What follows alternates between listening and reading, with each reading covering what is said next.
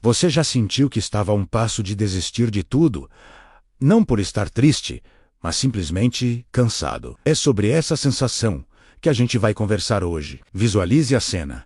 Um paciente chega no consultório e a primeira coisa que ele diz é: estou cansado de tentar. Não havia um tom de fracasso nem de tristeza profunda. Era um tom de desistência. Como se abrir mão de tudo fosse a única opção suportável naquele momento. Ele contava sobre as inúmeras vezes que tentou mudar de carreira, de hábitos, de relacionamentos.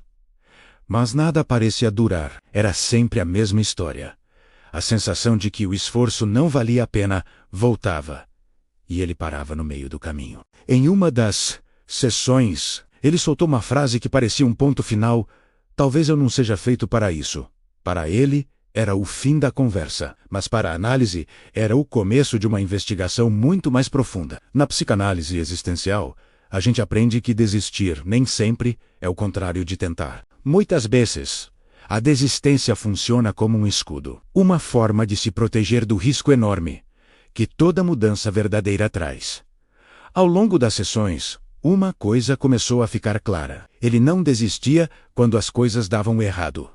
Pelo contrário, ele desistia exatamente quando algo começava a dar certo, quando a mudança começava a acontecer de verdade. Era nesse ponto, quando o novo caminho exigia que ele abrisse mão de velhas seguranças, de velhas certezas sobre quem ele era, que a desistência parecia como uma saída de emergência. Desistir, para ele, tinha uma função muito clara: interromper o processo antes que a angústia ficasse grande demais. Era uma forma de escapar da responsabilidade total por uma escolha, de evitar aquele ponto de onde não se pode mais voltar. Houve um momento decisivo.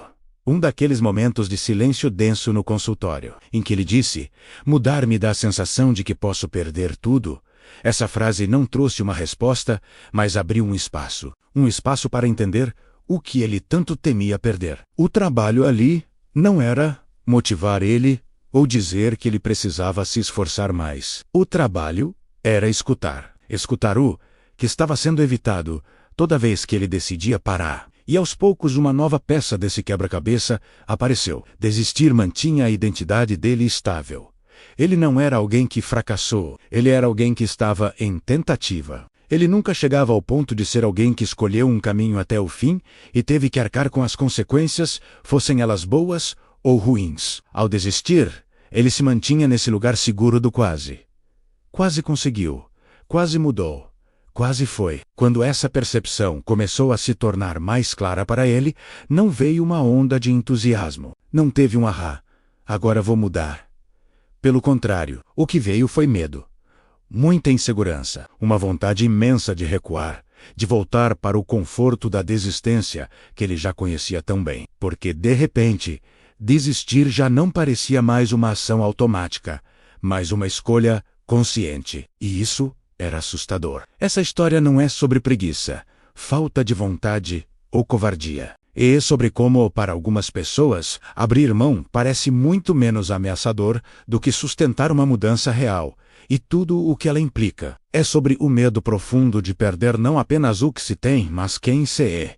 Aquele é o conhecido, mesmo que ele seja infeliz. A psicanálise existencial trabalha exatamente nesse ponto delicado, o momento em que a pessoa começa a perceber que desistir também é uma escolha, e que cada escolha que fazemos, inclusive a de não escolher, organiza a nossa vida, a nossa existência. O papel do analista é sustentar esse intervalo, esse espaço difícil e angustiante entre o desejo de mudar e o medo paralisante das consequências. É um espaço entre desistir para se proteger e começar a caminhar em direção a uma mudança real, mesmo sem nenhuma garantia de que vai dar certo. Porque no fundo mudar não é sobre ter certeza do futuro.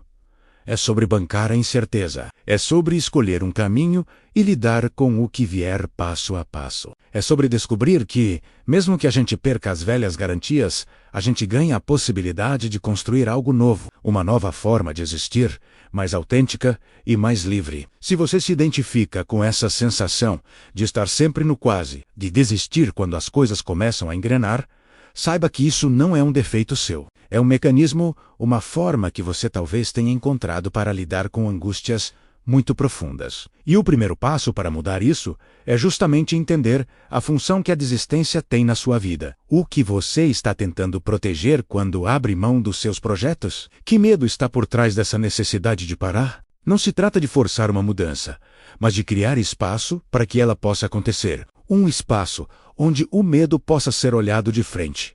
E onde a coragem não signifique ausência de medo. Isso é um processo. E como todo processo, leva tempo e exige paciência consigo mesmo. Obrigado por assistir. Existência é tudo.